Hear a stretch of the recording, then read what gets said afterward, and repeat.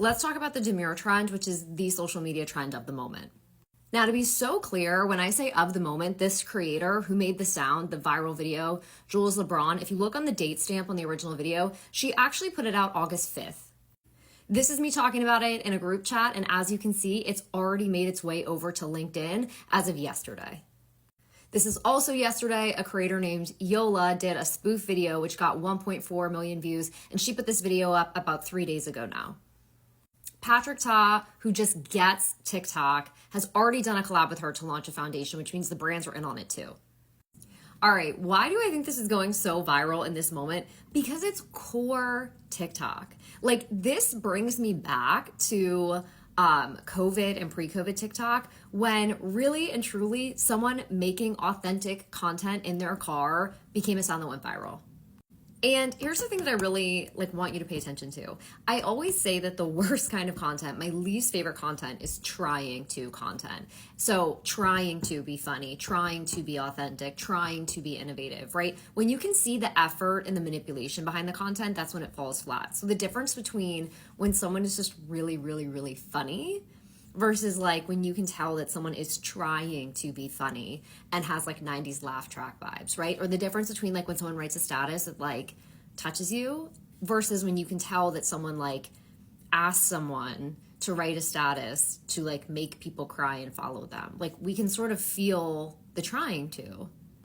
I'll tell you what else. It's the difference between, again, people who are filming a TikTok in their car because that's where they were when they wanted to film it, and the people who are like me, in their office, and then a marketing guru tells them to take the phone to their car because it'll look more TikTok, tells them to take the phone to the bathroom. I remember when I first started making these videos, and here I am, I'm at my standing desk. There's this is also where I take Zoom calls, and I had marketers tell me you really need to stop making TikToks in your office because it won't look authentic. And I was like, but it's authentic to me.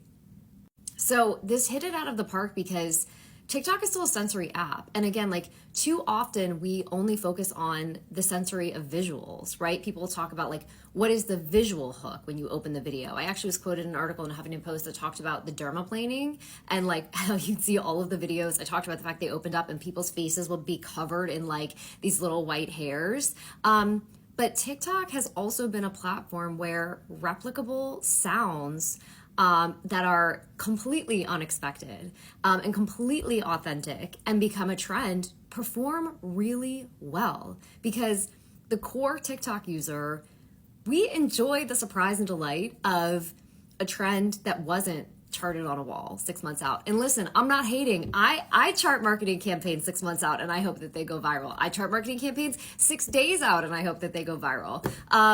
But to just see something so genuine take off, it's, really community driven. I always say social is community. That's why it's doing so well. All right, so what is the opportunity for creators and brands in this moment? It's to do something authentically right now. I remember when Goop launched the first, we work at Goop, of course, in November, and you could tell which social media teams had fast approval processes and which had slow approval processes, and who was native on TikTok and who waited until it had been on all of the other platforms and reported on in the traditional media, right? Because Dunkin' Donuts corporate was in on it. I think that they were the second brand to do it because they did a response video. We work at Dunkin', of course, within 12 hours of the Goop video.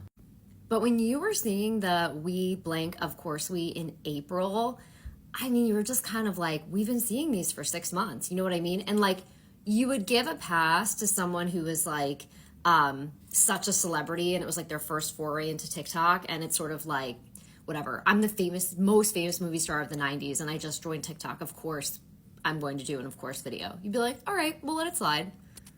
But if you're a brand right now, I would say that the window for you to be very demure, very mindful in your voiceover, in your caption, in your content, you have a clock running and there's a 48-hour clock on it to be on the trend. Next up, I love the idea, especially if you're a brand, of it being a little bit unconventional, a little bit unexpected. You know what I mean? I almost want to see someone doing something that is not demure over the sound with the brand. I feel like that would be just so cool. Anyway, I've seen opinions across the board. I've seen people who are like, this is my entire personality.